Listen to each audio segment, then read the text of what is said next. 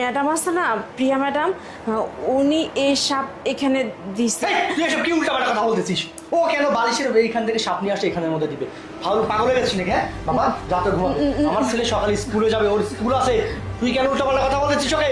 না স্যার, ওকে এখানে শুতে দিবেন না স্যার। আপনি যেহেতু বিশ্বাস করতেছেন না আমি যে কি করি, আমি স্যার একটা কাজ করেন, আপনার যে ছোট ছেলে আছে না, ওই যে প্রিয়া ম্যাডামের গর্ভ থেকে হয়েছে, ওই ছেলেকে এখানে শুতে দেন।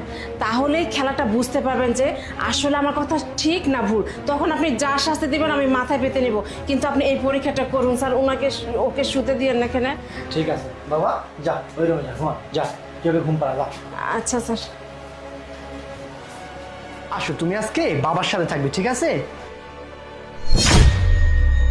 তুমি আজকে এই বিছানায় এইখানে না না না, কি করতেছো? আমার ছেলেকে এখানে শোনা যাবে না। কেন? তুমি এখানে কেন ওকে এখানে নিয়ে আসছো? ওকে আমি এখানে নিয়ে আসছি আমার সাথে ঘুমানোর জন্য। না, ও তো আলাদা ঘরে শোয়, তাই না?